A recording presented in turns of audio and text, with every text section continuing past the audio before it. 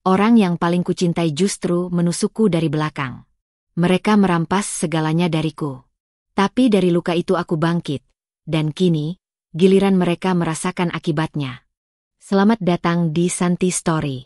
Channel ini menyajikan cerita yang penuh makna, haru, dan pelajaran hidup. Setiap cerita yang kami angkat berasal dari pengalaman nyata, dikemas dalam narasi yang menyentuh hati. Sebelum masuk ke ceritanya, sahabat jangan lupa absen dulu ya. Sahabat dari mana saja. Untuk kamu yang belum subscriber jangan lupa subscriber. Yang sudah subscriber semoga rezekinya mengalir. Yuk kita dengar ceritanya. Pagi itu, matahari baru saja naik perlahan di balik pepohonan. Di sebuah rumah sederhana di pinggiran kota, seorang perempuan bernama Alia sudah sibuk sejak subuh. Tangannya cekatan menyiapkan pesanan kue basah yang setiap hari ia titipkan ke warung-warung sekitar. Wajahnya lelah, tapi senyum tak pernah lepas. Baginya, bekerja keras adalah bagian dari cinta. Cinta pada keluarga, cinta pada masa depan, cinta pada impian kecil yang ia pelihara. Alia bukan perempuan dengan pendidikan tinggi. Ia hanya lulusan SMA, tapi semangatnya jauh melebihi itu. Dari dulu ia sudah terbiasa hidup serba terbatas. Saat teman-temannya sibuk kuliah, Alia memilih membuka usaha kecil-kecilan. Dari membuat kue basah, lalu berkembang ke catering sederhana, sampai akhirnya memiliki beberapa pelanggan tetap. Sedikit demi sedikit uangnya terkumpul. Tak banyak yang tahu, tabungannya kini sudah mencapai angka yang membuat dirinya sering bergetar setiap kali melihatnya di buku rekening. Hampir 1 miliar rupiah. Semua itu bukan hasil keberuntungan, melainkan hasil dari keringat, air mata, dan kerja keras bertahun-tahun tanpa henti. Di rumah itu, Alia tinggal bersama suaminya, Rangga, dan mertua perempuannya, Bu Ratna. Rangga, bagi Alia, adalah cinta pertamanya, lelaki yang dulu berhasil meyakinkan dirinya bahwa hidup bersama akan lebih indah meski serba pas-pasan. Alia benar-benar percaya, dan cinta itu membuatnya rela menanggung lelah seorang diri. Rangga memang bekerja, tapi penghasilannya tak seberapa. Lebih sering ia pulang dengan wajah muram, menyalahkan keadaan, menyalahkan bosnya, bahkan kadang menyalahkan Alia yang dianggap terlalu sibuk dengan usahanya sendiri. Namun Alia tidak pernah mengeluh. Ia memilih menutup mata pada kekurangan suaminya, karena baginya, sebuah keluarga hanya bisa bertahan jika ada yang mau berkorban. Bu Ratna, mertuanya, tinggal bersama mereka sejak beberapa tahun lalu setelah ditinggal wafat oleh suaminya. Alia berusaha menganggap Bu Ratna seperti ibunya sendiri. Ia melayaninya, memasakkan makanan kesukaannya, bahkan menyisihkan sebagian uang untuk kebutuhan mertua. Tapi entah kenapa, setiap kebaikan itu jarang mendapat balasan.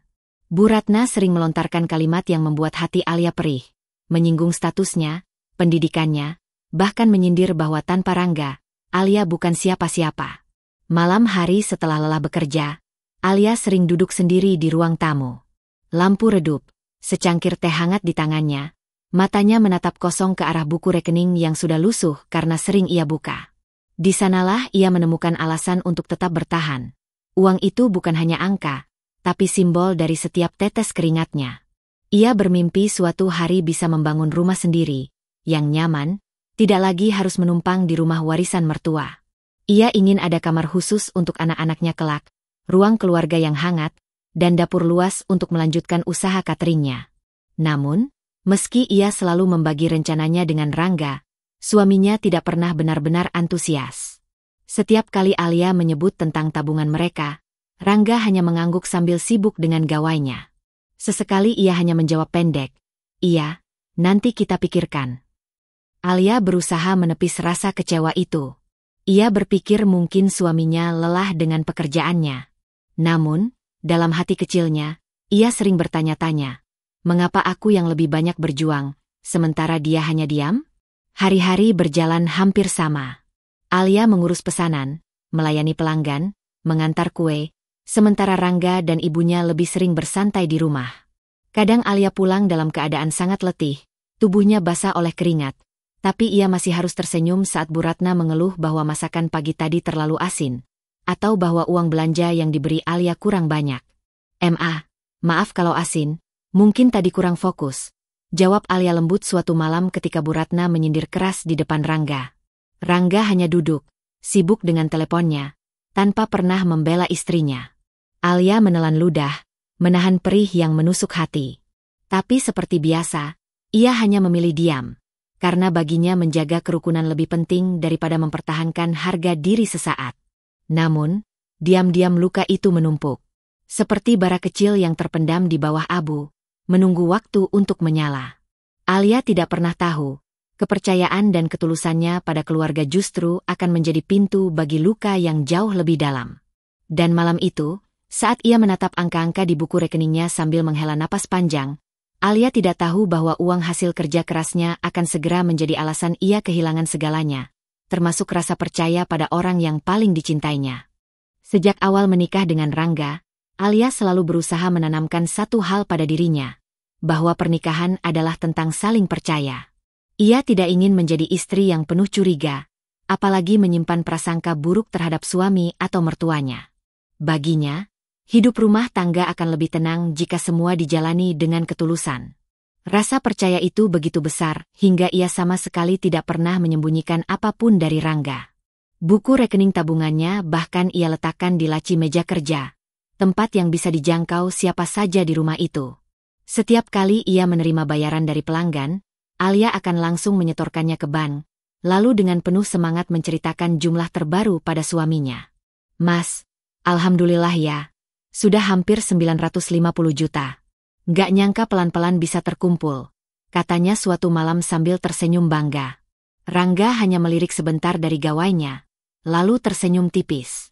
"Iya, bagus, yah, kamu memang rajin."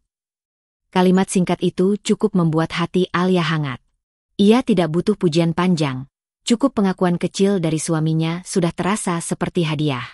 Ia percaya, suatu hari nanti Rangga akan lebih antusias jika mereka sudah benar-benar bisa mewujudkan rumah impian.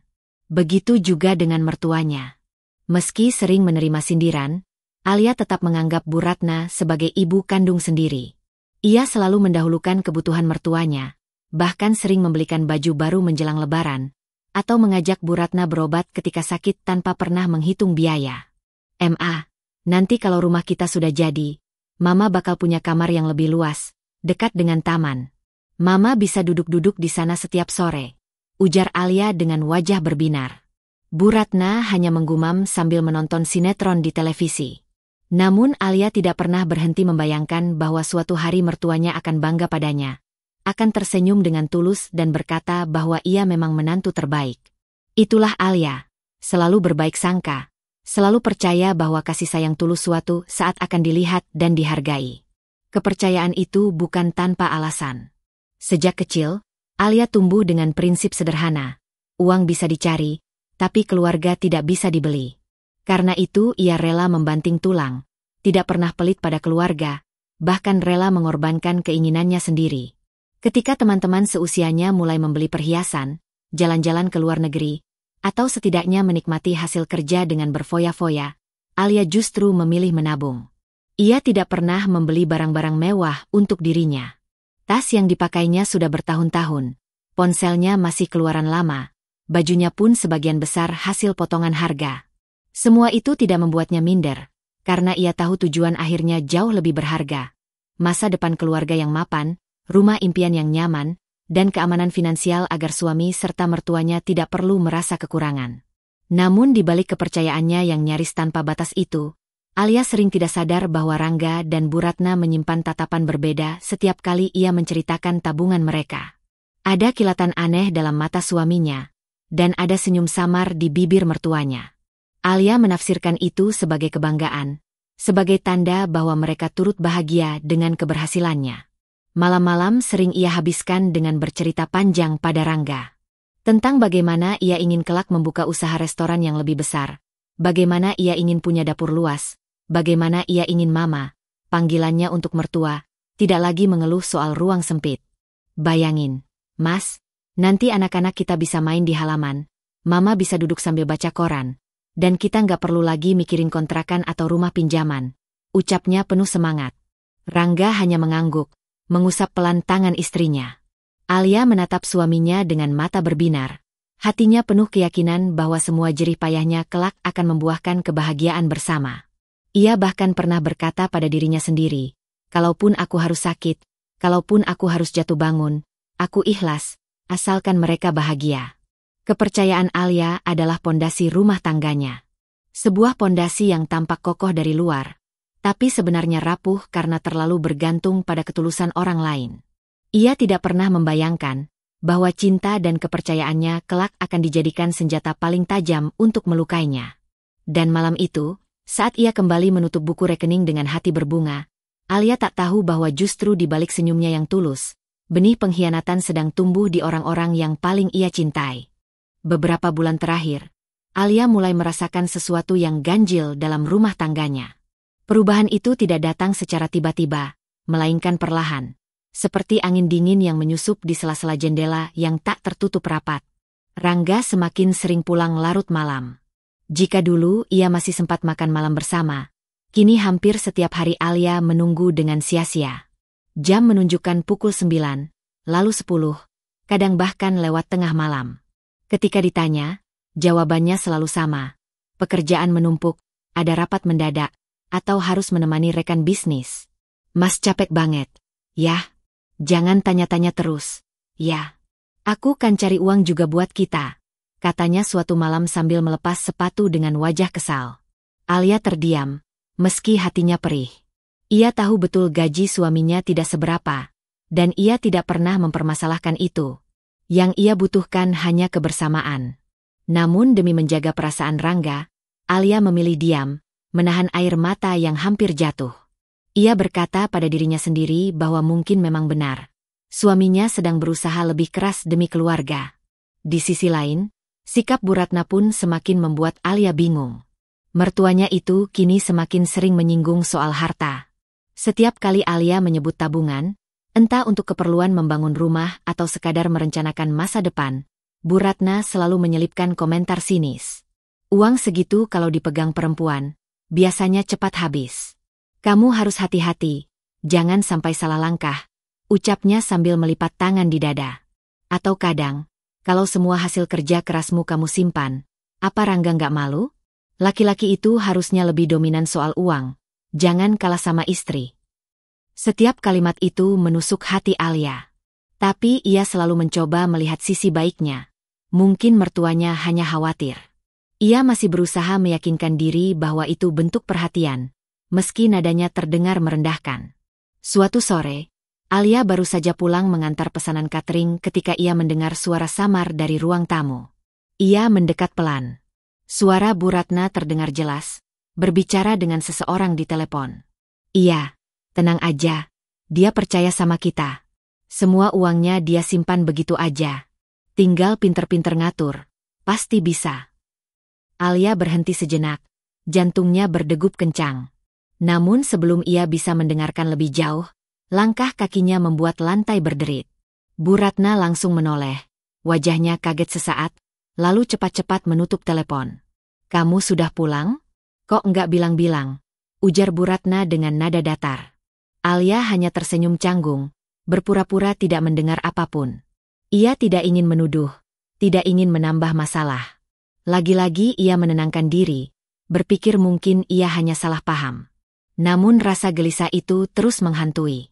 Setiap malam, saat Rangga pulang dengan bau parfum asing yang tidak pernah Alia kenal, ia hanya bisa menatap suaminya dengan pertanyaan yang menumpuk di dada. Mas, kamu nggak apa-apa kan? Sehat? Tanyanya lembut, berharap mendapat jawaban jujur. Iya, sehat. Jangan mikir aneh-aneh. Yah, aku kerja kok, buat masa depan kita. Jawab Rangga sambil buru-buru masuk kamar mandi. Alia menunduk, menggenggam tangannya erat. Ia ingin percaya. Ia selalu ingin percaya. Tapi semakin hari, semakin banyak tanda-tanda yang tak bisa ia abaikan begitu saja.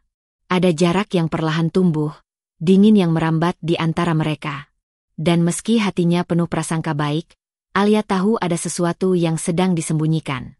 Sesuatu yang kelak akan merobek kepercayaannya menjadi serpihan. Hujan turun deras malam itu. Suara rintiknya berpadu dengan dentuman lembut di atap seng, menimbulkan irama yang membuat rumah kecil itu terasa dingin sekaligus syahdu. Alia duduk di ruang makan dengan secangkir teh panas di hadapannya. Matanya berbinar penuh semangat. Karena sore tadi ia baru saja bertemu seorang arsitek muda yang dikenal melalui salah satu pelanggannya. Kertas bergambar sketsa rumah impian ada di tangannya. Gambar sederhana tapi penuh makna. Rumah satu lantai dengan 3 kamar tidur, dapur luas yang langsung menghadap taman kecil, ruang keluarga terbuka dengan jendela besar, dan kamar khusus untuk mertua yang ia desain senyaman mungkin. Begitu Rangga pulang, basah kuyup karena hujan, Alia segera menghampirinya. Ia mengambil handuk, mengelap kepala suaminya dengan lembut, lalu duduk berhadapan sambil menyodorkan sketsa itu. "Mas, coba lihat ini. Ini desain rumah yang aku ceritain kemarin. Aku udah tanya-tanya juga biayanya. Kalau kita pakai uang tabungan, insya Allah cukup, Mas. Bayangin deh, kita nggak perlu ngontrak lagi, nggak perlu khawatir soal tempat tinggal. Anak-anak nanti bisa tumbuh di rumah sendiri." Nada suaranya penuh harap, matanya berkilau seakan ia sedang menggenggam masa depan. Namun Rangga hanya menatap sekilas, lalu menghela napas panjang. Ia meletakkan sketsa itu di meja tanpa ekspresi berarti. "Yah, jangan keburu-buru. Tabungan itu kan hasil kerja bertahun-tahun. Kalau kita habiskan untuk rumah, nanti kalau ada kebutuhan mendadak gimana? Kamu harus mikir realistis juga." Alia tersenyum, meski dalam hatinya sempat merasakan tusukan halus.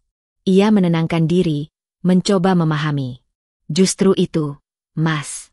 Rumah ini bukan sekadar tempat tinggal. Kalau kita punya rumah sendiri, itu investasi. Nggak ada yang sia-sia. Aku yakin, ini saatnya." Rangga bersandar di kursi, menatap istrinya dengan wajah datar. "Aku capek. Yah, ngomongin hal berat gini nanti aja. Ya, lagi pula, rumah bisa kapan aja. Kita nikmatin dulu aja yang ada sekarang." Kalimat itu bagai hujan es yang jatuh di dada Alia. Semangat yang tadinya menggebu mendadak meredup. Ia menatap wajah suaminya, mencari sedikit saja antusiasme, sekadar senyuman, atau mungkin genggaman tangan yang menandakan mereka berjalan bersama. Tapi yang ia lihat hanyalah dingin dan kelelahan yang tidak pernah mengundang dirinya masuk. Alia menunduk, meremas sketsa itu dengan lembut agar tidak rusak, lalu menyimpannya kembali ke dalam map. "Baik, Mas. Mungkin aku terlalu semangat," ucapnya pelan. Malam itu Alia tidak banyak bicara lagi. Ia hanya menyiapkan makan malam yang bahkan tidak disentuh Rangga, karena ia lebih memilih rebahan sambil menatap layar ponselnya. Namun di dalam hati, Alia tetap menyimpan harapan indah itu. Ia percaya suatu hari nanti Rangga akan ikut melihat betapa berharganya mimpi itu. Ia bahkan membayangkan mertuanya duduk di kursi taman sambil menyiram bunga, dirinya memasak di dapur luas dengan penuh tawa, dan Rangga yang pulang kerja dengan wajah lelah tapi bahagia karena rumah itu benar-benar milik mereka. Sayangnya, Alia tidak menyadari bahwa harapan yang ia bayangkan dengan begitu tulus justru membuat hatinya semakin buta terhadap kenyataan. Ia tidak melihat tatapan hambar Rangga, atau cara suaminya sering mengalihkan pembicaraan setiap kali uang dibicarakan. Malam beranjak larut, hujan perlahan reda. Alia terlelap sambil memeluk map berisi sketsa rumah itu. Ia bermimpi tentang ruang-ruang indah yang penuh kebahagiaan, tanpa menyadari bahwa orang yang ia cintai justru sedang merencanakan sesuatu yang akan menghancurkan semua harapan itu dalam sekejap.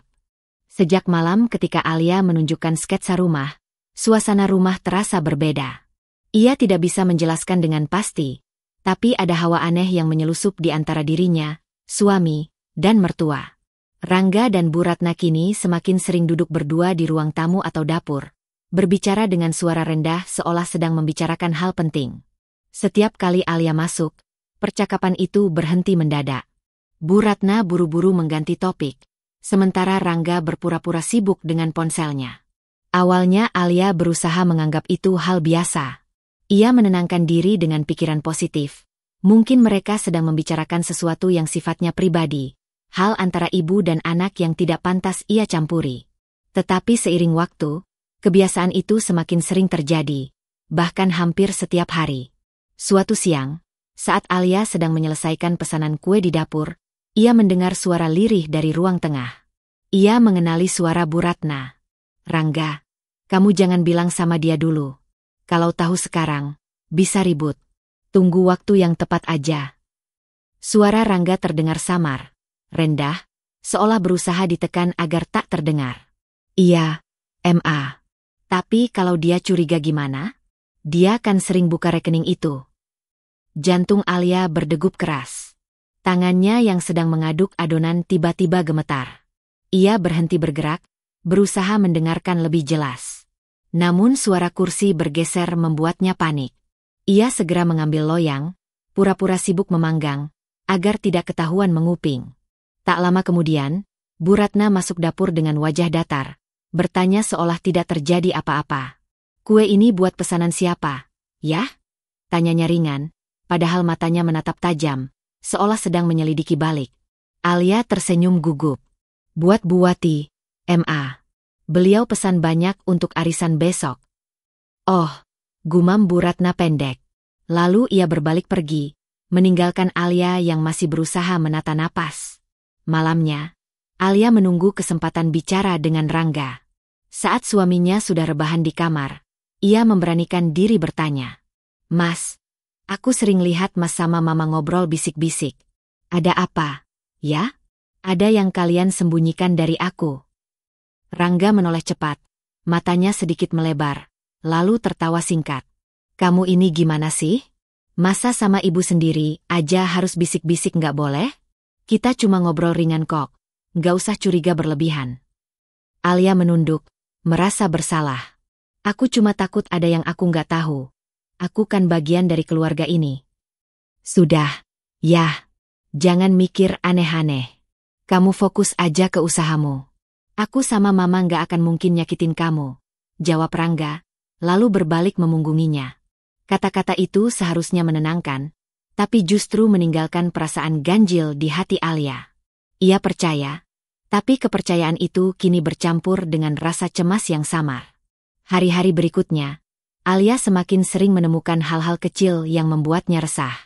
Misalnya, suatu sore ketika ia pulang lebih cepat dari biasanya, ia mendapati Rangga dan Bu Ratna menutup laptop dengan tergesa-gesa. Wajah mereka kaku, tapi segera berubah seolah tak terjadi apa-apa. Ya sudah pulang? Kok cepat?" tanya Rangga dengan senyum yang dibuat-buat. Alia mengangguk, mencoba mengabaikan kecurigaan yang mulai tumbuh. Ia ingin bertanya lebih jauh, tapi lidahnya keluh. Dalam hatinya, ia terus berbisik, "Mungkin aku hanya terlalu sensitif. Mungkin benar aku salah paham." Namun, saat malam tiba dan rumah menjadi hening, Alia sering terjaga di atas kasur, menatap langit-langit dengan dada penuh kegelisahan. Ada sesuatu yang disembunyikan dari dirinya, ia bisa merasakannya. Tetapi tanpa bukti, ia memilih menekan rasa curiga itu dalam-dalam. Ia takut jika menuduh, justru akan menimbulkan keretakan yang nyata. Alia tidak tahu, keretakan itu sudah mulai terbentuk. Retakan kecil yang tak terlihat, namun perlahan merambat, siap meruntuhkan seluruh bangunan kepercayaannya dalam sekejap waktu.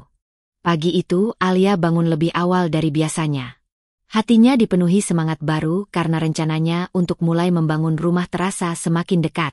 Ia sudah berjanji pada dirinya sendiri, hari itu ia akan mengunjungi bank untuk mengecek tabungannya, memastikan semua berjalan aman. Setelah mengantar pesanan kue dan menyelesaikan pekerjaan rumah, Alia duduk di kursi ruang tamu. Di tangannya ada buku rekening yang sudah lusuh. Sampulnya mulai terkelupas karena terlalu sering dibuka. Namun setiap kali melihat angka di dalamnya, rasa lelahnya terbayar lunas. Dengan penuh rasa syukur, ia membuka buku rekening itu. Jari-jarinya menelusuri barisan angka, tapi seketika matanya membelalak. Nafasnya tercekat, tubuhnya seperti disambar petir.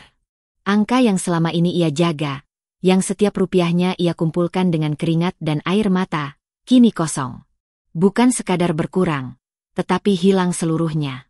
Alia menutup buku itu, membuka lagi, memastikan matanya tidak salah lihat.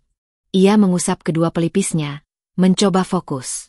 Namun angka itu tetap sama, saldo nol besar, hanya sisa beberapa ratus ribu rupiah yang tidak berarti apa-apa dibanding miliaran rupiah yang ia perjuangkan. Ya Allah! Ini nggak mungkin. Nggak mungkin. Suaranya bergetar, matanya panas, pandangannya berkunang-kunang. Tangannya gemetar. Buku rekening hampir jatuh dari genggamannya. Nafasnya semakin cepat, keringat dingin membasahi pelipis. Ia berdiri dengan langkah gontai, namun lututnya lemas, membuat tubuhnya hampir terjatuh ke lantai. Ia berpegangan pada meja, berusaha tidak pingsan. Air matanya mulai menetes.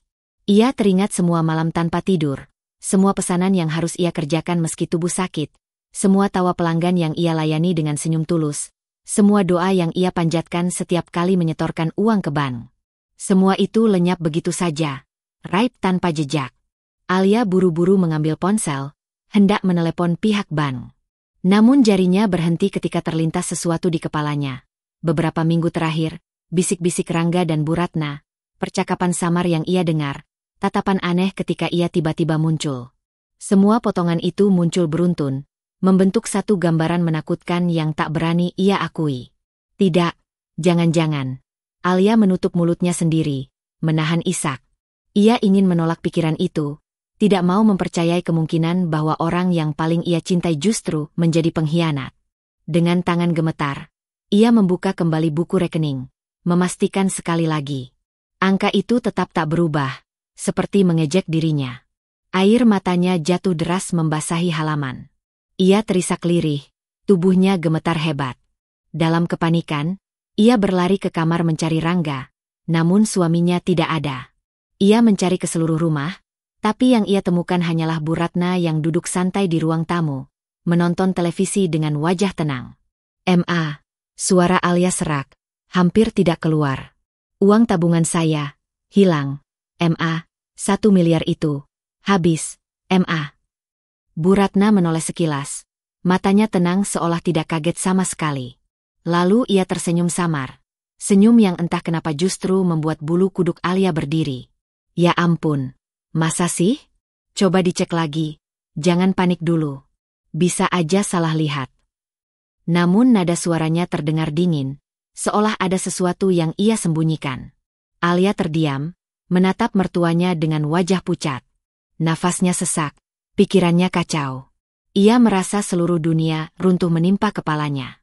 Hari itu, rumah yang selama ini ia perjuangkan, mimpi yang ia bangun dengan penuh cinta, hancur seketika. Yang tersisa hanyalah rasa mencekam, seolah ada sesuatu yang lebih buruk sedang menunggu di balik pintu. Dan Alia tahu, sejak detik itu hidupnya tidak akan pernah sama lagi. Alia duduk di kursi ruang tamu dengan wajah yang masih pucat. Tangannya dingin, matanya sembab, dan jantungnya berdegup begitu keras hingga seakan hendak meledak. Ia masih berharap ada keajaiban, bahwa semua ini hanya salah sistem, atau ada yang bisa diperbaiki. Namun harapannya runtuh ketika suara pintu depan terbuka. Rangga masuk dengan langkah santai, memanggul tas ransel kecil, wajahnya tanpa beban. Alia bergegas berdiri, matanya langsung basah. "Rangga, uang kita, tabungan itu, hilang, Mas. 1 miliar itu habis. Aku cek tadi pagi, saldonya kosong." Suaranya bergetar, penuh panik dan luka. Rangga menghentikan langkahnya. Sebentar ia terdiam, lalu bibirnya melengkung, bukan karena kaget, melainkan karena tersenyum sinis. "Ya, memang hilang. Karena aku yang ambil." Kata-kata itu bagai petir menyambar di siang bolong.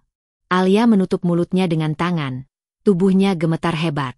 "Mas, apa yang kamu bilang? Jangan bercanda. Itu uang kita. Uang masa depan kita. Mas, tolong jangan bercanda." Rangga terkekeh. "Kamu pikir aku main-main? Sudah saatnya kamu tahu, Alia. Uang itu sekarang milikku. Dan tentu saja, Ma juga tahu."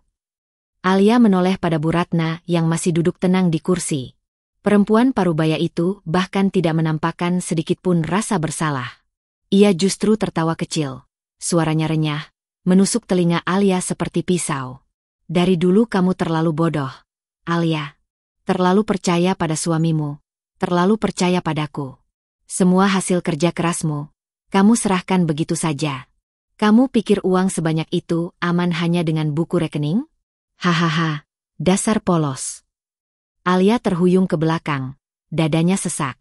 Air matanya jatuh tanpa bisa ia tahan. "Ma, Mas, kenapa tega sama aku? Itu hasil jerih payahku. Siang malam aku kerja, aku banting tulang. Kalian tahu itu. Apa salahku sampai kalian tega? Namun bukannya menjawab dengan penjelasan, Bu Ratna dan Rangga justru saling pandang, lalu tertawa bersama. Tawa itu terdengar panjang, nyaring, dan kejam, seolah mereka sedang menyaksikan pertunjukan lucu, dan tokoh yang ditertawakan adalah Alia sendiri. Dasar perempuan naif, kata Rangga, sambil menepuk-nepuk bahu ibunya. Kamu sibuk kerja, sibuk nabung, sibuk bermimpi bangun rumah mewah. Tapi kamu lupa satu hal, semua itu nggak ada artinya kalau aku yang tanda tangannya. Kamu pikir aku nggak tahu PIN rekening? Aku suamimu, Alia. Dan MA juga sudah kasih restu. Jadi ya, terima saja nasibmu. Alia merasakan tubuhnya bergetar hebat. Bukan hanya karena marah, tapi juga karena kecewa yang begitu dalam. Orang yang ia cintai, yang ia percayai sepenuh hati, ternyata menikamnya dari belakang. Aku rela nggak tidur malam, aku rela sakit, aku rela nggak belanja untuk diriku sendiri, semua demi kita. Demi kamu, Rangga, demi kita punya rumah, punya masa depan. Tapi ternyata, suaranya pecah, penuh isak. Kalian, justru yang menghancurkan aku. Bu Ratna mendengus. Jangan drama, Alia. Anggap saja ini pelajaran. Dunia ini bukan milik orang polos seperti kamu. Kamu boleh rajin, kamu boleh kerja keras. Tapi kalau nggak pintar menjaga, semua bisa dirampas begitu saja. Seperti sekarang. Habis sudah uangmu. Hahaha. Rangga menambahkan, dengan nada meremehkan. Sudahlah, Alia. Berhenti menangis. Kamu hanya terlalu bodoh untuk jadi istri seorang Rangga. Alia terdiam, air matanya mengalir deras. Kata-kata itu menancap tajam, lebih menyakitkan daripada 1000 pisau. Bukan hanya uangnya yang dirampas, tetapi juga martabatnya, kepercayaannya, bahkan cintanya. Di hadapan tawa Rangga dan Bu Ratna, Alia berdiri goyah. Ia merasa jiwanya remuk. Namun di balik air mata, perlahan tumbuh bara kecil di dadanya. Luka itu terlalu dalam untuk dilupakan. Dan tanpa mereka sadari, tawa yang mereka lontarkan hari itu, suatu saat akan berubah menjadi tangisan pahit. Alia terduduk di lantai ruang tamu, tubuhnya bergetar hebat. Matanya sembab, pipinya basah oleh air mata yang tak kunjung berhenti. Ia merasa bagai dunia runtuh menimpa dirinya. 1 miliar hasil jerih payahnya lenyap begitu saja. Dan yang lebih menyakitkan, orang yang ia percayai sepenuh hati justru yang menghancurkannya. Namun luka itu belum cukup. Saat Alia masih mencoba bernapas di tengah kepedihan, suara dingin Bu Ratna memecah udara. Kamu sudah tidak pantas tinggal di sini lagi, Alia. Rumah ini bukan milikmu. Alia menoleh dengan wajah bingung. Apa maksud Mama? Rumah ini aku yang beli. Aku yang membayar cicilannya dengan uangku sendiri.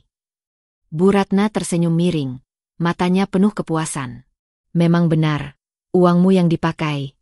Tapi atas nama siapa sertifikatnya? Atas nama Rangga, suamimu. Jadi jangan bermimpi rumah ini milikmu. Kamu hanya numpang, Alia. Alia terdiam. Kata-kata itu menampar keras sekali. Ia baru menyadari kesalahannya. Terlalu percaya pada suami, bahkan sampai menyerahkan semua administrasi penting padanya. Tubuhnya terasa lemas, seolah tak ada tenaga tersisa untuk melawan. Rangga berjalan mendekat, menatap Alia dengan wajah tanpa belas kasihan. Pergilah. Jangan bikin aku muak. Kamu cuma jadi beban. Kamu kira aku butuh kamu? Aku sudah punya uangmu. Aku sudah punya rumah ini. Kamu nggak berarti apa-apa lagi. Air mata Alia semakin deras. Rangga, aku istrimu. Aku berkorban demi kita, demi keluarga ini. Kenapa kamu tega? Setidaknya, jangan usir aku dari rumah yang aku beli dengan keringatku sendiri. Rangga justru terkekeh. Itu kesalahanmu sendiri, Alia. Kamu yang terlalu bodoh. Sekarang keluar dari rumah ini, sebelum aku yang mengusir dengan cara yang lebih kasar. Bu Ratna menimpali, nadanya dingin. Bawa saja baju-bajumu yang murahan itu. Harta yang sebenarnya sudah kami ambil. Jangan berani balik lagi ke sini. Alia berusaha berdiri, tapi lututnya goyah. Ia merasa seolah dunia berputar. Dengan tangan gemetar, ia masuk ke kamar, mengambil satu koper kecil berisi pakaian. Tak ada yang ia bawa selain itu. Semua perhiasan, barang berharga, bahkan tabungan, sudah dirampas habis. Saat ia melangkah keluar rumah, matanya berkeliling menatap dinding-dinding yang dulu penuh kenangan. Rumah itu adalah impian kecilnya, tempat ia membangun harapan masa depan. Kini, semuanya direnggut begitu saja. Di depan pintu, Rangga berdiri sambil menyilangkan tangan di dada, wajahnya puas. Bu Ratna tersenyum tipis, tatapannya penuh kemenangan. Cepat pergi, Alia. Jangan bikin rumah ini kotor dengan air matamu, ucap Bu Ratna dingin. Alia menggigit bibirnya. Dadanya terasa sesak, tapi langkah kakinya tetap bergerak keluar. Suara pintu ditutup keras dari belakang, menandai akhir dari kebersamaan yang selama ini ia perjuangkan. Di jalanan, Alia berdiri sendirian dengan koper kecil di tangannya. Hujan turun tiba-tiba, membasahi tubuhnya. Tangisnya pecah, menyatu dengan derasnya air hujan. Aku sudah tidak punya siapa-siapa lagi, bisiknya lirih. Namun di balik luka yang menganga, jauh di dalam hatinya, muncul secuil tekad. Jika hari ini ia jatuh sehancur-hancurnya, suatu hari nanti ia akan bangkit. Dan ketika saat itu tiba, Rangga dan Bu Ratna akan merasakan sendiri pedihnya kehilangan. Malam itu, Alia berjalan tanpa arah di bawah hujan yang tak kunjung reda.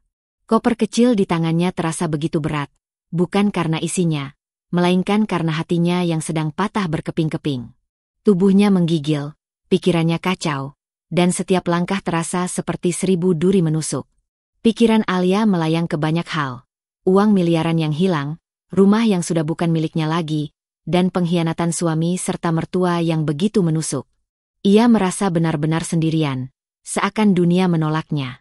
Namun, di tengah kepedihan itu, satu nama tiba-tiba muncul di benaknya. Maya, sahabat lamanya sejak SMA. Sudah lama mereka jarang berkomunikasi, tapi Alia tahu, hanya itulah satu-satunya tempat yang bisa ia tuju malam itu. Dengan sisa tenaga, Alia mengetuk pintu rumah sederhana Maya. Beberapa menit kemudian, pintu terbuka, dan wajah terkejut sahabatnya menyambut. Alia? Ya Allah, kamu kenapa basah kuyup begini? Maya buru-buru menarik Alia masuk. Begitu melihat wajah sahabatnya yang penuh luka dan mata sembab, Maya langsung memeluknya. Alia tak bisa menahan tangis lagi. Ia terisak di pelukan itu seperti anak kecil yang kehilangan rumahnya. Mereka ambil semua, Maya. Uangku, rumahku, semuanya, bahkan aku diusir. Aku nggak punya tempat lagi, ucap Alia terbata-bata, suaranya serak. Maya menepuk-nepuk punggung Alia, matanya ikut berkaca-kaca. SSTTT, tenang, Alia, kamu nggak sendirian. Mulai malam ini rumahmu juga. Aku nggak punya banyak, tapi aku nggak akan biarkan kamu terlantar. Kalimat itu membuat tangisan Alia pecah lagi. Hatinya perih, tapi setidaknya masih ada satu orang yang tulus menerimanya. Hari-hari berikutnya, Alia menumpang di kamar kecil di rumah Maya. Malam-malamnya penuh dengan tangisan.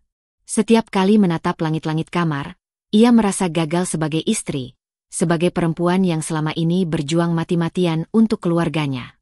Namun Maya selalu berusaha menghiburnya. Alia, jangan terus larut dalam kesedihan. Kamu perempuan kuat. Semua yang kamu kumpulkan dulu, itu bukti kamu mampu berdiri sendiri. Kamu bisa bangkit lagi. Kata-kata itu menusuk hati Alia. Ia tahu Maya benar, tapi lukanya terlalu dalam. Uang bisa dicari kembali, tapi dikhianati oleh orang terdekat adalah luka yang sulit sembuh. Suatu malam, saat Alia termenung di teras rumah Maya, ia berbicara pada dirinya sendiri. Kalau aku terus menangis, Rangga dan Bu Ratna justru akan puas. Mereka ingin lihat aku hancur. Tapi aku nggak boleh kalah. Aku harus bangkit, bukan untuk mereka, tapi untuk diriku sendiri. Air matanya kembali menetes, tapi kali ini ada sedikit bara yang tumbuh di hatinya. Bara kecil yang suatu hari nanti bisa menjadi api besar. Hari-harinya masih penuh air mata, tapi perlahan Alia mulai menyusun kekuatan. Ia mulai membantu Maya berjualan kue di pasar, sekadar untuk mengisi waktu dan melupakan sedikit kesedihannya.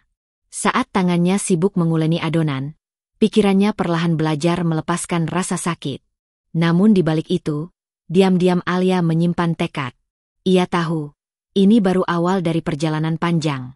Ia jatuh ke jurang yang begitu dalam, tapi ia berjanji pada dirinya sendiri. Suatu hari ia akan memanjat keluar, dan dari atas sana, ia akan melihat orang-orang yang menghancurkannya kini menangis meminta belas kasih.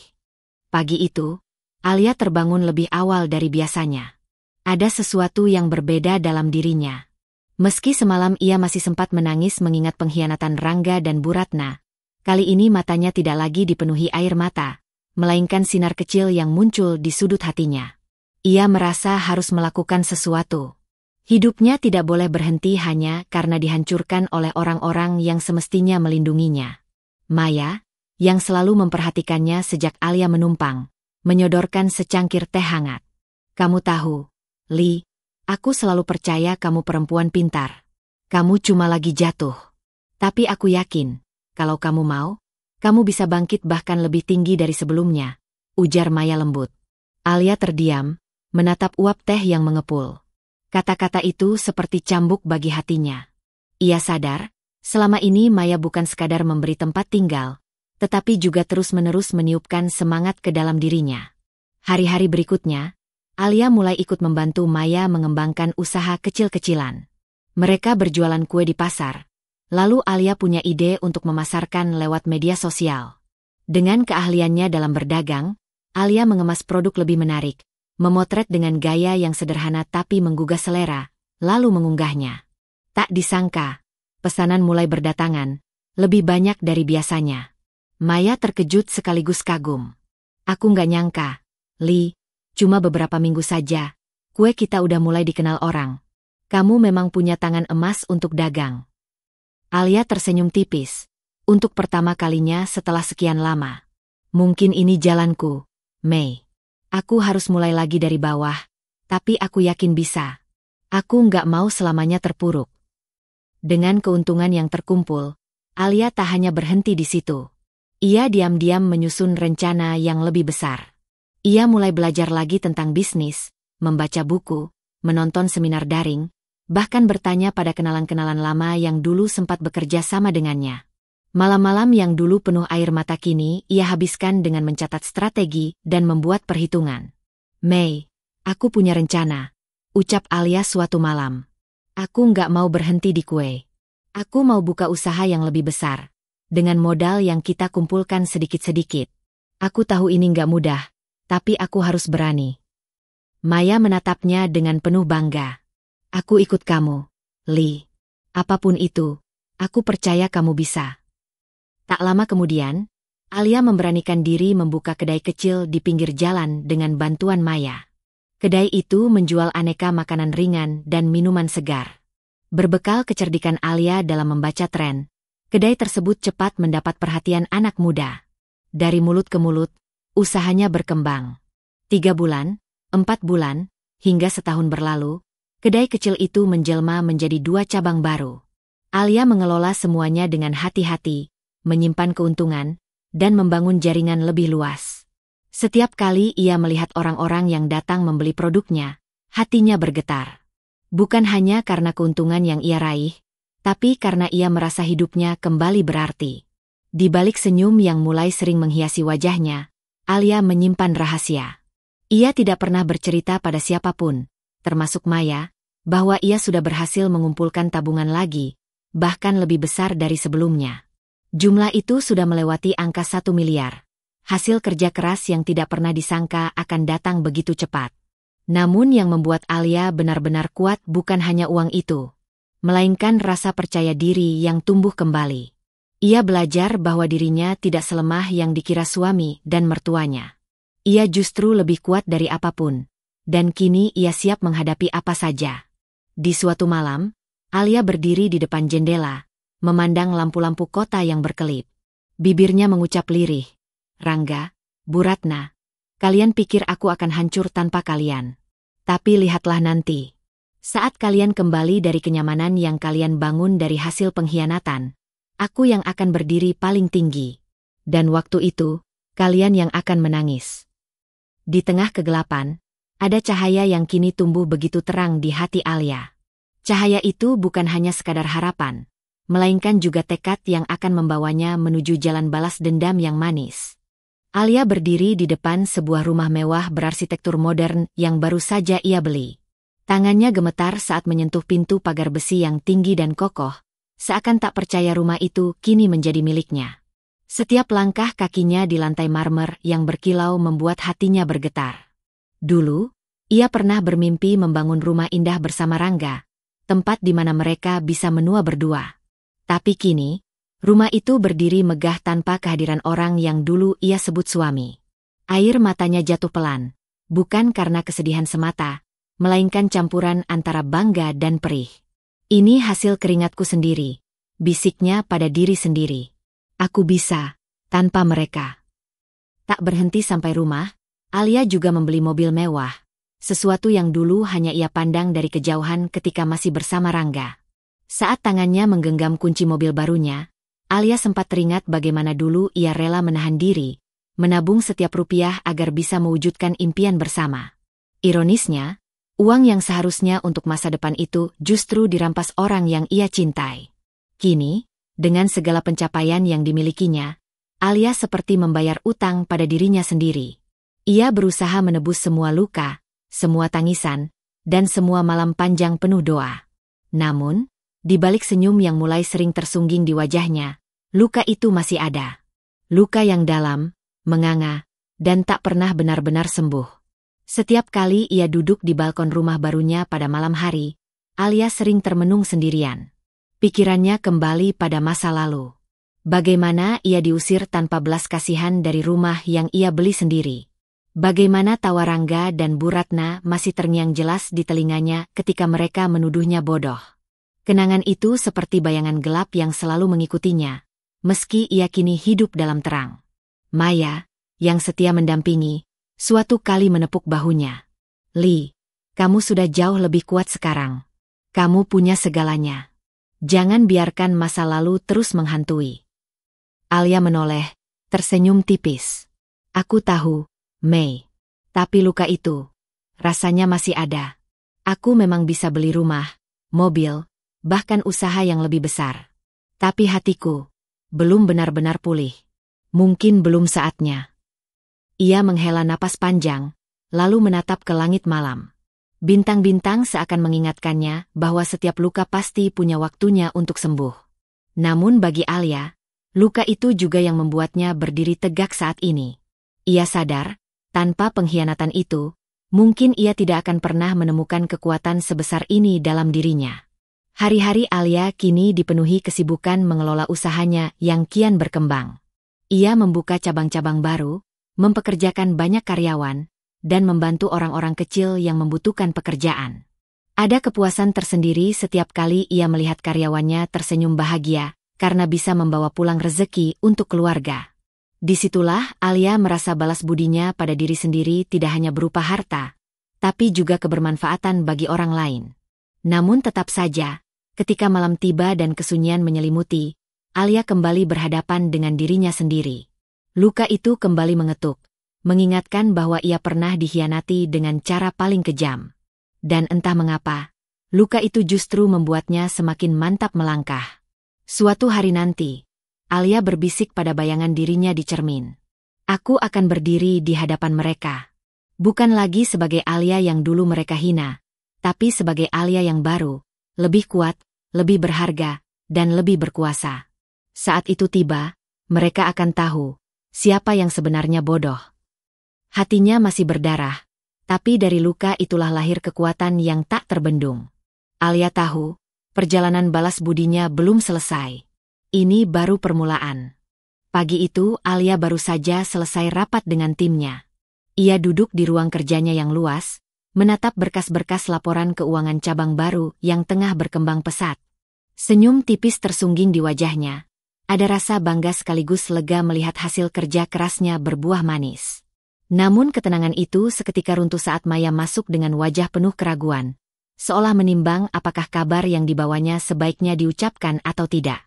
Li, suara Maya terdengar pelan. Aku nggak tahu harus ngomong ini atau enggak, tapi aku rasa kamu berhak tahu. Alia menoleh, alisnya terangkat. Ada apa, Mei? Kenapa wajahmu serius begitu? Maya menatapnya dalam, lalu menarik napas panjang. Aku tadi lihat postingan di media sosial. Rangga, sama Bu Ratna. Mereka lagi di Paris. Jalan-jalan, shopping, makan di restoran mahal. Dan dari yang aku dengar, uang yang mereka pakai, ya, itu pasti uangmu dulu. Detak jantung Alia seolah berhenti. Tangannya gemetar tanpa bisa ia kendalikan. Apa? Suaranya hampir tak terdengar. Maya mendekat, menyerahkan ponselnya. Layar itu menampilkan foto Rangga dengan wajah penuh senyum, menggandeng ibunya yang tampak anggun dengan pakaian bermerek. Mereka berdiri di depan Menara Eiffel, berpose seolah dunia hanya milik mereka berdua. Captionnya membuat dada Alia semakin sesak. Akhirnya bisa menikmati hasil kerja keras, liburan impian bersama ibu tercinta. Hidup cuma sekali, harus dinikmati. Alia merasakan perutnya mual. Matanya panas, air mata menggenang, tapi ia menahannya sekuat tenaga. Hasil kerja keras? Hatinya menjerit. Itu bukan kerja keras Rangga. Itu hasil jerih payahnya, hasil darah dan air matanya yang dikumpulkan sedikit demi masa depan yang ia impikan. Dadanya naik turun menahan emosi. Mereka benar-benar tidak tahu malu, ucap Alia dengan suara bergetar.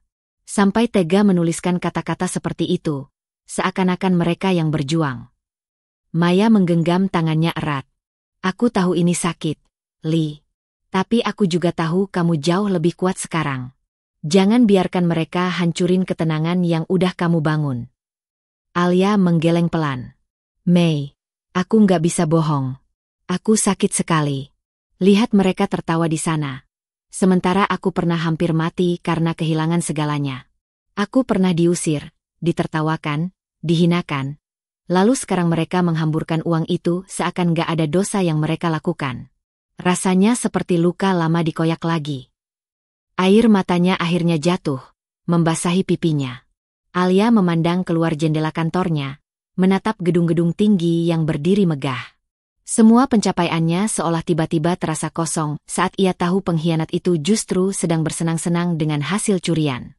Namun di balik tangisnya, perlahan tumbuh bara yang lebih besar dari sekadar kesedihan. Sebuah amarah yang selama ini ia tekan mulai merayap keluar. Mei, Alia berbisik, suaranya lirih tapi penuh ketegasan. Mereka pikir aku akan terus diam. Mereka pikir aku akan hancur dan gak bisa bangkit lagi. Tapi mereka salah. Aku akan buktikan. Bukan hanya pada mereka, tapi pada dunia. Bahwa yang mereka injak-injak dulu, sekarang berdiri lebih tinggi dari mereka. Maya menatapnya dengan mata berkaca-kaca. Ia tahu, itu bukan sekadar kata-kata Alia untuk menenangkan diri. Itu adalah sumpah dari hati seorang perempuan yang pernah hancur, tapi kini lahir kembali lebih kuat dari sebelumnya. Alia menghapus air matanya dengan punggung tangan, lalu menatap foto Rangga dan Bu Ratna sekali lagi. Kali ini ia tidak hanya melihat dua orang yang sedang bersenang-senang, melainkan dua orang yang sedang menulis takdir mereka sendiri. Takdir yang suatu saat akan berbalik menjadi kehancuran. Ia berdiri tegak, meraih jaketnya. Aku nggak akan buru-buru, Mei. Aku tahu cara terbaik untuk membuat mereka sadar. Biarkan mereka tertawa sekarang. Biarkan mereka merasa menang. Karena nanti, saat waktunya tiba, mereka akan menyesal seumur hidup. Dan untuk pertama kalinya setelah sekian lama, Alia merasakan hatinya dipenuhi tekad yang lebih besar dari luka. Malam itu, Alia duduk sendirian di ruang kerjanya. Lampu meja menyinari wajahnya yang penuh luka tapi juga dipenuhi tekad baru. Di hadapannya berserakan dokumen-dokumen, bukti-bukti transfer, dan salinan rekening bank lama yang menunjukkan dengan jelas kemana uang tabungannya raib. Ia menatap semua itu dengan tatapan tajam, bukan lagi tatapan seorang perempuan yang hancur, melainkan tatapan seorang pejuang yang bersiap balas. Tangannya meremas sebuah foto Rangga dan ibunya di Paris yang ia cetak dari media sosial. Kalian pikir aku akan diam? Bisiknya. Suaranya bergetar namun penuh amarah. Kalian pikir aku nggak punya cara untuk bangkit? Kalian salah besar. Kali ini, aku akan balas dengan caraku. Aku akan buat kalian tersungkur bukan dengan teriakanku, tapi dengan hukum dan kekuatan yang kalian remehkan. Alia mulai menyusun rencana. Ia menghubungi seorang pengacara ternama yang direkomendasikan salah satu rekan bisnisnya. Saat pertemuan pertama, tangannya masih gemetar menceritakan bagaimana uang miliaran yang ia kumpulkan dari keringatnya lenyap begitu saja di tangan suami dan mertuanya. Sang pengacara menatapnya serius, mendengarkan tanpa menyela. Setelah Alia selesai, pengacara itu berkata tegas, "Bu Alia, kasus ini bisa kita menangkan. Kalau ada bukti bahwa dana itu milik pribadi Anda, dan digunakan tanpa izin, mereka bisa dijerat pasal penggelapan. Ditambah lagi, jika ada unsur pemalsuan tanda tangan atau penyalahgunaan akses rekening, hukumannya lebih berat." Alia mengangguk, hatinya berdegup kencang. Ada perasaan lega mendengar itu, seakan jalan balas dendam yang ia pilih bukan hanya soal emosi, tapi benar-benar sah dan logis di mata hukum. Namun Alia tahu, ia tak bisa hanya mengandalkan pengacara. Ia juga harus kuat dari sisi finansial. Maka, malam demi malam ia kembali mengutak-atik laporan keuangan perusahaannya sendiri, memastikan semua stabil, memperkuat aset, dan menyiapkan cadangan dana besar. Ia tak ingin lagi ada celah sedikit pun untuk dijatuhkan. Ada saat-saat di mana air matanya jatuh tanpa bisa ia tahan. Ia teringat bagaimana dulu Rangga menatapnya dingin, bagaimana ibunya mengusirnya dari rumah yang ia beli sendiri, bagaimana mereka menertawakan kebodohannya. Rasa sakit itu belum hilang, tapi kali ini ia tak biarkan dirinya lemah. Air mata ini bukan tanda kalah, gumamnya setiap kali terisak. Air mata ini bahan bakar. Luka ini sudah berubah jadi api. Dalam kesibukan merancang strategi hukum dan memperkuat bisnis, Alia juga mulai membangun jaringan baru. Ia menghadiri seminar-seminar bisnis, memperluas relasi dengan investor, bahkan diam-diam mendekati beberapa rekan yang pernah bekerja sama dengan perusahaan kecil milik Rangga. Dengan senyum manis ia mendengarkan cerita mereka, mencatat setiap detail tentang kelemahan dan keborosan bekas suaminya itu. Semakin ia tahu, semakin jelas satu hal, Rangga dan ibunya terlalu terlena dengan harta instan. Mereka menghamburkan uang tanpa berpikir panjang. Sebuah kesalahan fatal yang suatu hari akan ia gunakan untuk menjatuhkan mereka. Pada suatu malam, setelah berhari-hari menyusun strategi, Alia menatap cermin di kamarnya. Matanya sembab, wajahnya terlihat lelah, tapi sorot matanya tidak lagi kosong. Ia berbisik pada dirinya sendiri, "Aku sudah cukup lama jadi korban. Mulai sekarang, aku penentu permainan ini. Kalian boleh tertawa sekarang, Rangga, Bu Ratna. Tapi aku bersumpah, kalian akan menangis nanti. Menangis darah." Dan dengan sumpah itu, Alia resmi memulai perang. Bukan dengan pisau, bukan dengan teriakan, tapi dengan hukum, kecerdasan, dan kekuatan finansial yang semakin hari semakin ia bangun. Pagi itu, Alia berdiri di depan kantor kepolisian dengan jantung berdegup kencang. Udara terasa lebih berat, seolah seluruh langit ikut menekan dadanya. Namun ia melangkah masuk dengan mantap, menggenggam map berisi bukti-bukti yang telah ia susun semalaman. Di dalamnya ada salinan rekening, slip transfer, hingga rekaman percakapan yang secara tak sengaja ia rekam saat Rangga dan mertuanya menertawakannya malam itu. Semua bukti itu akan menjadi senjatanya. Suara detak jarum jam di ruangan penyidik terdengar begitu jelas ketika ia mulai menceritakan semuanya. Sesekali suaranya bergetar, tangannya gemetar, tapi matanya tetap menatap lurus. Ia bukan lagi Alia yang pasrah, ia kini seorang perempuan yang berani berdiri melawan orang yang paling ia cintai, sekaligus yang paling menyakitinya. "Bu, laporan ini cukup kuat," ujar penyidik sambil memeriksa berkas. "Kita akan tindak lanjuti. Uang sebesar itu bukan jumlah kecil. Apalagi kalau terbukti ada niat menguasai tanpa izin." Alia mengangguk, menahan perasaan campur aduk antara lega dan getir. Ia tahu langkah ini akan membuat Rangga dan ibunya geram. Tapi ia tidak peduli. Mereka sudah mencabik-cabik hatinya tanpa belas kasihan. Sekarang gilirannya melawan. Tak berhenti di situ, Alia juga bergerak ke ranah finansial. Bersama pengacaranya, ia mengajukan permohonan pemblokiran rekening yang digunakan Rangga dan ibunya untuk menampung uang hasil curian. Proses itu memang tidak mudah, tapi berkat bantuan jaringan bisnisnya, langkah itu berhasil. Uang yang mereka anggap bisa dipakai untuk bersenang-senang, mendadak beku. Tidak bisa ditarik, tidak bisa dipakai. Di saat yang sama, Alia juga melakukan langkah lebih licik tapi sah. Ia menelusuri aset-aset yang dulu dibeli atas namanya, namun dengan berbagai cara dialihkan oleh Rangga. Dengan bantuan notaris dan pengacaranya, ia mulai menarik kembali hak-hak miliknya. Sertifikat rumah, tanah, hingga kendaraan yang sempat ia serahkan secara buta kepada suaminya, satu persatu ia rebut kembali lewat jalur hukum. Malamnya, di rumah mewah barunya yang ia beli dari hasil jerih payah, Alia duduk di balkon sambil menatap langit. Ada rasa sakit yang belum hilang, tapi untuk pertama kalinya ia bisa menarik napas lega. Satu demi satu sudah aku rebut, gumamnya. Kalian pikir aku lemah. Tapi ternyata kalian yang tidak tahu, aku jauh lebih kuat dari yang kalian bayangkan.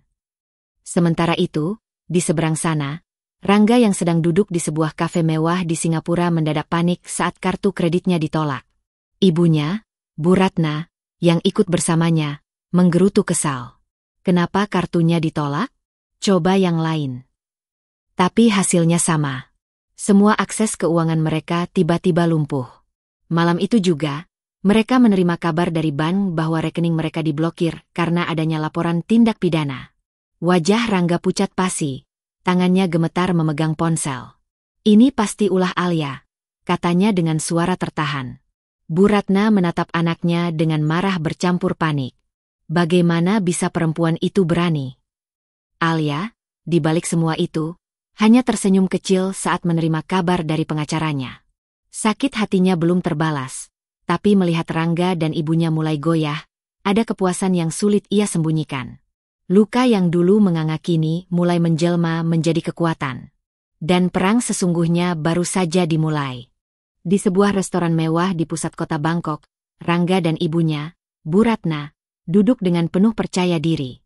Di meja mereka sudah tersaji makanan yang harganya setara dengan gaji sebulan seorang karyawan biasa.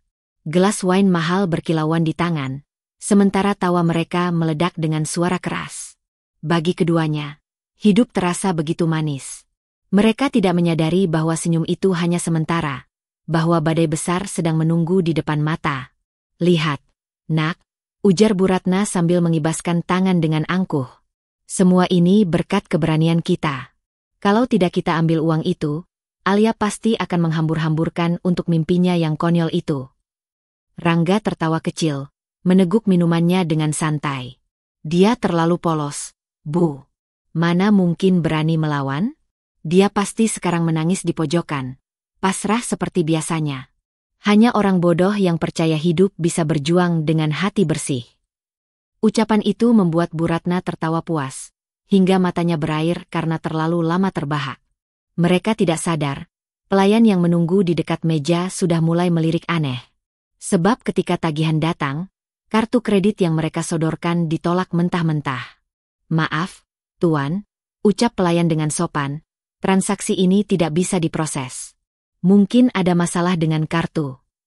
Rangga mengernyit, lalu mengeluarkan kartu lain. Lagi-lagi ditolak. Wajahnya mulai berubah merah, sementara Bu Ratna sudah mulai gelisah. Coba sekali lagi, kata Bu Ratna dengan nada tinggi. Tapi hasilnya sama. Semua kartu ditolak. Mereka seperti dipermalukan di depan banyak orang. Para pengunjung restoran mulai melirik, membicarakan mereka dengan suara lirih. Rangga akhirnya membayar dengan uang tunai seadanya yang tersisa di dompetnya. Jumlahnya pas-pasan, membuatnya harus menyingkirkan gengsi yang selama ini mereka banggakan. Malam itu di kamar hotel mewah yang juga mereka tempati dengan sombong, Bu Ratna panik. Ia mencoba mengakses rekeningnya lewat ponsel, tapi layar hanya menampilkan tulisan rekening diblokir. Wajahnya memucat. Rangga, semua rekening kita tidak bisa diakses. Apa maksudnya ini? Rangga berusaha tetap tenang, tapi matanya mulai dipenuhi kecemasan. Ini tidak mungkin. Uang itu ada. Pasti hanya kesalahan sistem. Ia mencoba menelepon pihak bank, tapi yang ia dapatkan hanya jawaban formal. Rekening mereka sedang dalam proses penyelidikan hukum. Bu Ratna menjerit marah, menendang koper di dekat kakinya. Perempuan itu. Ini ulah Alia. Aku yakin. Dia berani melawan kita.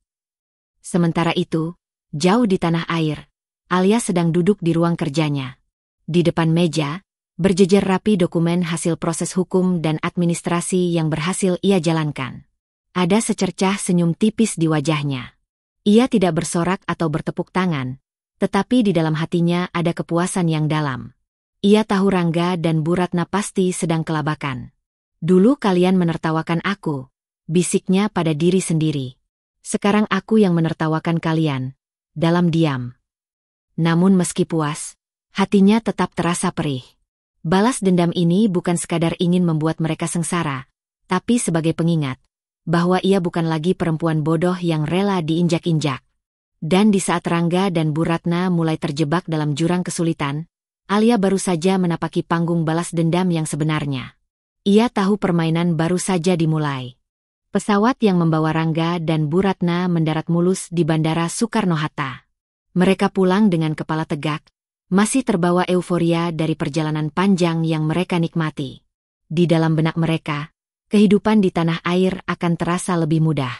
Uang masih banyak, begitulah yang mereka kira, dan rumah megah yang dulu mereka rebut dari Alia pasti menanti dengan segala kemewahan.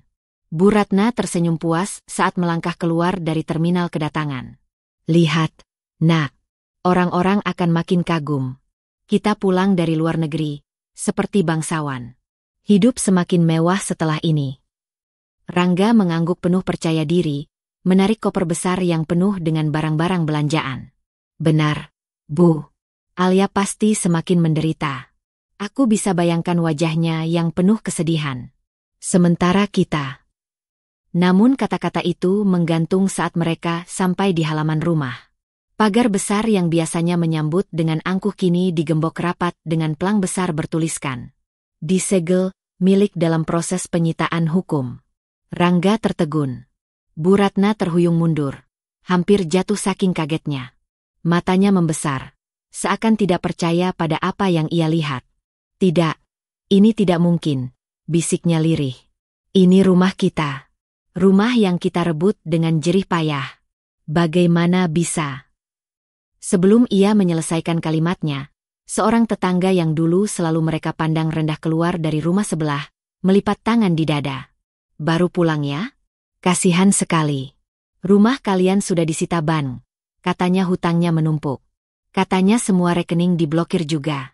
Wah, hidup enak cuma sebentar ternyata. Ucapan itu menusuk seperti belati. Wajah Bu Ratna memerah, tapi ia tidak bisa membalas. Rangga menatap rumah itu dengan mata kosong, mencoba menahan gejolak di dadanya. Mereka kemudian masuk ke halaman dengan paksa, berharap ada sesuatu yang tersisa. Namun di dalam rumah, semua sudah kosong. Perabotan, elektronik, bahkan hiasan dinding, semuanya sudah disita. Hanya lantai berdebu dan tembok dingin yang tersisa. Bu Ratna menangis meraung. Suaranya menggema di ruang kosong. Kita ditipu.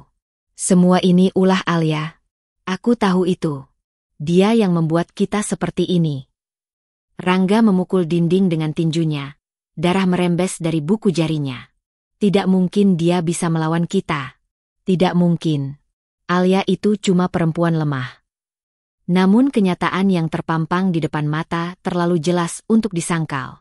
Hutang-hutang mereka menumpuk karena transaksi kartu kredit yang tak terbayar. Pajak properti menjerat. Dan rekening mereka kini tak lagi bisa disentuh. Malam itu, alih-alih tidur di ranjang empuk dengan pendingin ruangan, mereka harus duduk di lantai kosong, hanya ditemani koper dan kegelapan.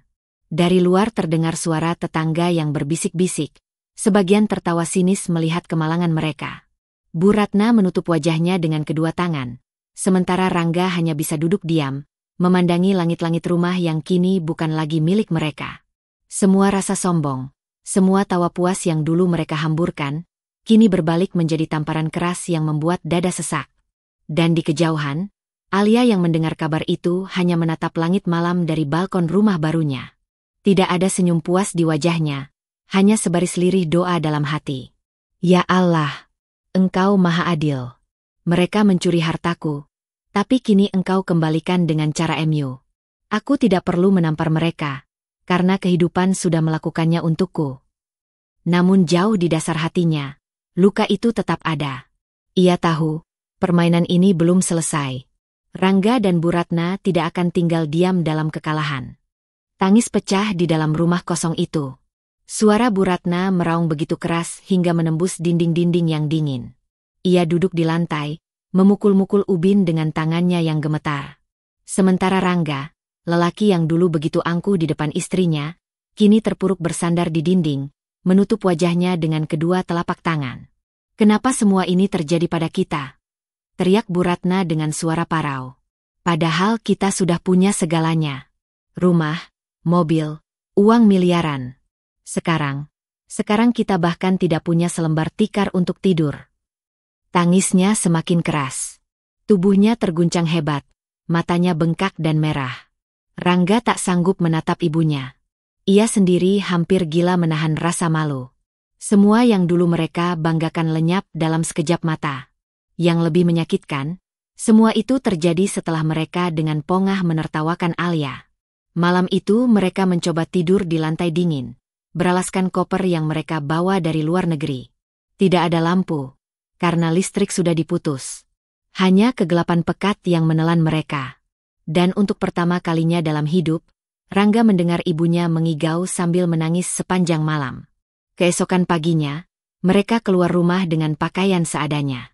Orang-orang kampung yang dulu mereka pandang rendah kini berdiri menonton. Tatapan sinis, cibiran, bahkan tawa kecil terdengar di telinga mereka. "Itu kan Bu Ratna? Dulu suka sombong, suka bilang hidupnya lebih hebat dari orang lain. Sekarang lihat, pulang bawa koper, rumah kosong. Kasihan, ya, tapi memang pantas. Katanya uangnya banyak, kok bisa sampai disita bank?" Bisik-bisik itu menusuk lebih dalam dari belati.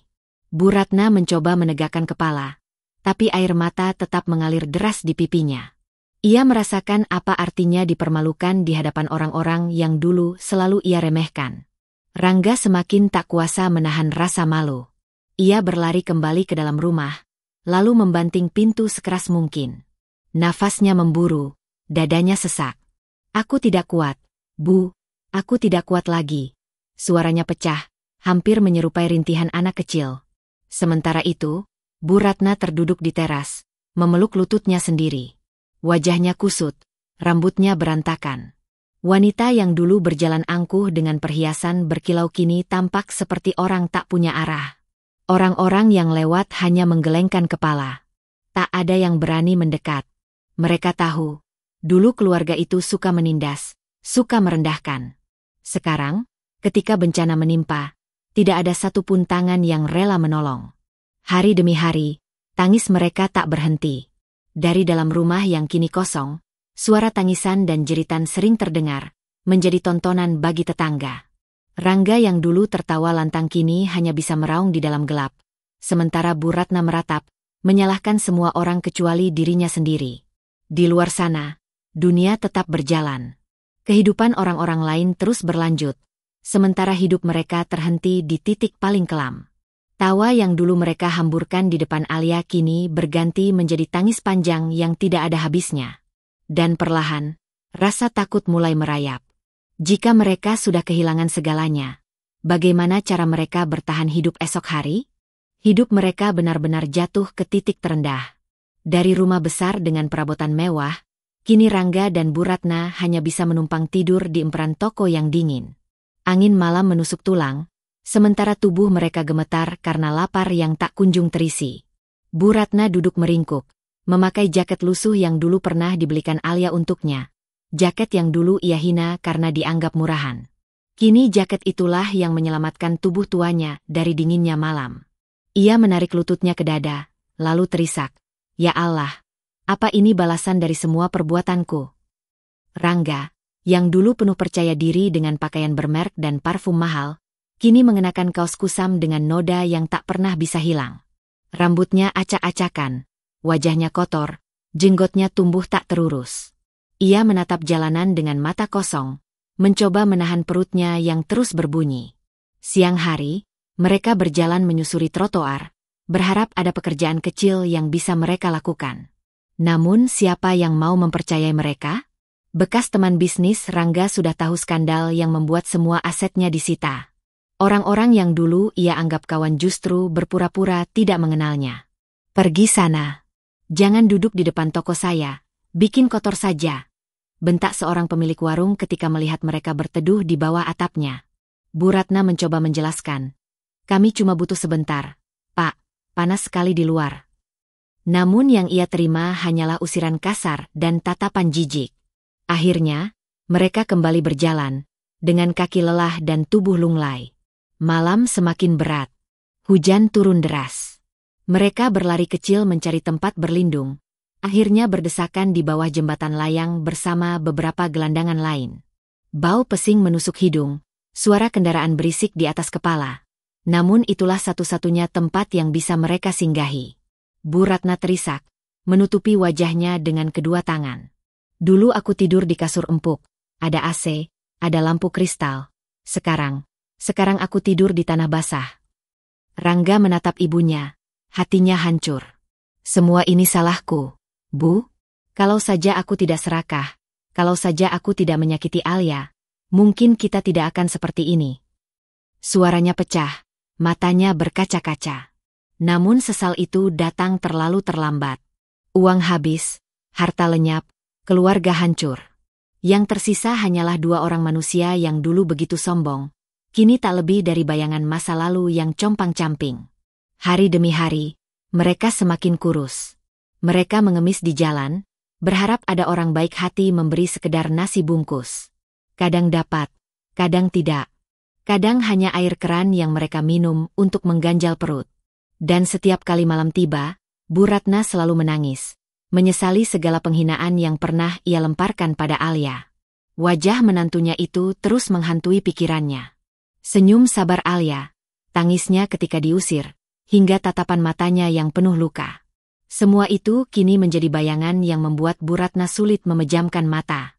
Sementara Rangga, yang dulu merasa gagah karena berhasil merebut harta istrinya, kini merasa dirinya bukan siapa-siapa. Harga dirinya terkubur bersama kehancuran yang ia ciptakan sendiri. Mereka telah jatuh dari tahta kejalanan. Dari orang yang disegani, kini jadi tontonan orang yang lewat. Dari yang pernah menertawakan, kini hanya menjadi bahan tertawaan. Namun mereka belum tahu, badai yang lebih besar masih menunggu. Hidup mereka benar-benar jatuh ke titik terendah. Dari rumah besar dengan perabotan mewah, kini Rangga dan Bu Ratna hanya bisa menumpang tidur di emperan toko yang dingin. Angin malam menusuk tulang, sementara tubuh mereka gemetar karena lapar yang tak kunjung terisi. Bu Ratna duduk meringkuk, memakai jaket lusuh yang dulu pernah dibelikan Alia untuknya. Jaket yang dulu ia hina karena dianggap murahan. Kini jaket itulah yang menyelamatkan tubuh tuanya dari dinginnya malam. Ia menarik lututnya ke dada, lalu terisak, "Ya Allah! Apa ini balasan dari semua perbuatanku?" Rangga, yang dulu penuh percaya diri dengan pakaian bermerek dan parfum mahal, kini mengenakan kaos kusam dengan noda yang tak pernah bisa hilang. Rambutnya acak-acakan, wajahnya kotor, jenggotnya tumbuh tak terurus. Ia menatap jalanan dengan mata kosong, mencoba menahan perutnya yang terus berbunyi. Siang hari, mereka berjalan menyusuri trotoar, berharap ada pekerjaan kecil yang bisa mereka lakukan. Namun siapa yang mau mempercayai mereka? Bekas teman bisnis Rangga sudah tahu skandal yang membuat semua asetnya disita. Orang-orang yang dulu ia anggap kawan justru berpura-pura tidak mengenalnya. "Pergi sana. Jangan duduk di depan toko saya, bikin kotor saja," bentak seorang pemilik warung ketika melihat mereka berteduh di bawah atapnya. Bu Ratna mencoba menjelaskan, "Kami cuma butuh sebentar, Pak, panas sekali di luar." Namun yang ia terima hanyalah usiran kasar dan tatapan jijik. Akhirnya, mereka kembali berjalan, dengan kaki lelah dan tubuh lunglai. Malam semakin berat. Hujan turun deras. Mereka berlari kecil mencari tempat berlindung. Akhirnya berdesakan di bawah jembatan layang bersama beberapa gelandangan lain. Bau pesing menusuk hidung, suara kendaraan berisik di atas kepala. Namun itulah satu-satunya tempat yang bisa mereka singgahi. Bu Ratna terisak, menutupi wajahnya dengan kedua tangan. "Dulu aku tidur di kasur empuk, ada AC, ada lampu kristal. Sekarang aku tidur di tanah basah." Rangga menatap ibunya, hatinya hancur. "Semua ini salahku, Bu. Kalau saja aku tidak serakah, kalau saja aku tidak menyakiti Alia, mungkin kita tidak akan seperti ini. Suaranya pecah, matanya berkaca-kaca. Namun sesal itu datang terlalu terlambat. Uang habis, harta lenyap, keluarga hancur. Yang tersisa hanyalah 2 orang manusia yang dulu begitu sombong, kini tak lebih dari bayangan masa lalu yang compang-camping. Hari demi hari, mereka semakin kurus. Mereka mengemis di jalan, berharap ada orang baik hati memberi sekedar nasi bungkus. Kadang dapat, kadang tidak. Kadang hanya air keran yang mereka minum untuk mengganjal perut. Dan setiap kali malam tiba, Bu Ratna selalu menangis, menyesali segala penghinaan yang pernah ia lemparkan pada Alia. Wajah menantunya itu terus menghantui pikirannya. Senyum sabar Alia, tangisnya ketika diusir, hingga tatapan matanya yang penuh luka. Semua itu kini menjadi bayangan yang membuat Bu Ratna sulit memejamkan mata. Sementara Rangga, yang dulu merasa gagah karena berhasil merebut harta istrinya, kini merasa dirinya bukan siapa-siapa. Harga dirinya terkubur bersama kehancuran yang ia ciptakan sendiri. Mereka telah jatuh dari tahta kejalanan. Dari orang yang disegani, kini jadi tontonan orang yang lewat. Dari yang pernah menertawakan, kini hanya menjadi bahan tertawaan. Namun mereka belum tahu, badai yang lebih besar masih menunggu. Hari itu langit mendung. Udara begitu lembab setelah hujan semalam. Alia baru saja turun dari mobil mewahnya, hendak memasuki salah satu cabang restorannya yang baru dibuka. Tubuhnya anggun dengan pakaian sederhana namun elegan, wajahnya terlihat lebih bersinar dibanding dulu, seorang perempuan yang telah melewati badai, namun bangkit lebih kuat. Namun langkahnya terhenti mendadak. Dari kejauhan, ia melihat 2 sosok yang sangat ia kenal. Di tepi trotoar, duduk bersandar pada dinding kusam, tubuh mereka kotor, pakaian lusuh menempel tak layak disebut baju. Wajahnya tirus, penuh debu, dan mata yang cekung menatap kosong ke jalanan. Itu Rangga. Dan di sampingnya, Bu Ratna. Alia terdiam. Hatinya bergetar hebat. Kenangan masa lalu menyeruak begitu cepat. Saat ia dijambak, dihina, diusir dari rumahnya sendiri, hingga malam-malam penuh tangis ketika ia harus tidur di lantai rumah sahabatnya. Semua luka itu seakan kembali terbuka. Namun kali ini, ia tidak lagi berdiri sebagai perempuan terbuang. Ia berdiri sebagai perempuan yang sudah menemukan kekuatannya kembali. Rangga yang awalnya menunduk, tiba-tiba mendongak. Matanya membelalak melihat sosok Alia berdiri tak jauh darinya. Alia, suaranya bergetar, seolah tak percaya. Ia berusaha bangkit, namun tubuhnya limbung. Alia, tolong aku. Bu Ratna pun segera merangkak mendekat, menangis terseduh-seduh. Nak, maafkan ibu. Maafkan semua kesalahan ibu dulu. Ibu hilaf. Ibu buta hati. Tangisannya keras, membuat beberapa orang di sekitar berhenti sejenak, menyaksikan pemandangan yang penuh drama itu.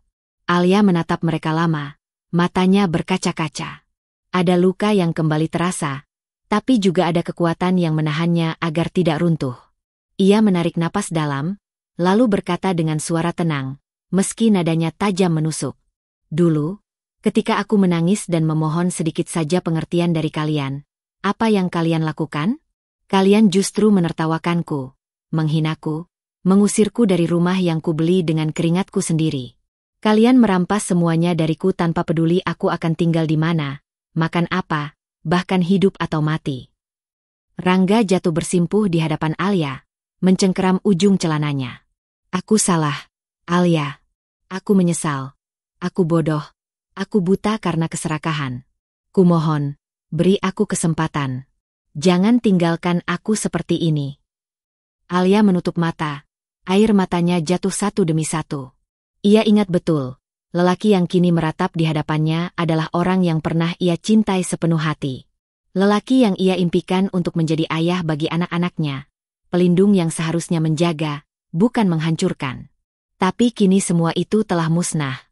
Dengan tenang, Alia melepaskan cengkeraman tangan Rangga dari kakinya. Kamu harus merasakan apa yang pernah kamu lakukan padaku. Kamu harus tahu rasanya kehilangan segalanya, supaya kamu paham arti sebuah pengkhianatan. Dan ibu, ia menoleh ke arah Bu Ratna yang masih menangis terseduh-seduh. Dulu ibu tega menamparku, menjambakku, menghinaku di depan orang banyak. Ibu lupa aku yang membiayai rumah itu. Aku yang memberi makan keluarga ini. Tapi sekarang, lihatlah, Ibu. Tuhan membalas semua itu. Bu Ratna meratap lebih keras, berusaha meraih tangan Alia. Nak, jangan begini. Ibu benar-benar menyesal. Ibu rela melakukan apa saja, asal kau mau memaafkan. Alia mundur selangkah, menatap keduanya dengan mata yang penuh luka namun juga penuh keteguhan. Aku sudah memaafkan, Bu. Bukan karena kalian layak dimaafkan, tapi karena aku ingin hatiku bebas dari dendam. Tapi jangan harap aku akan mengulurkan tangan untuk mengangkat kalian kembali. Itu urusan kalian dengan Tuhan. Sunyi sesaat. Hanya terdengar suara tangis Rangga dan Bu Ratna yang pecah tak terkendali.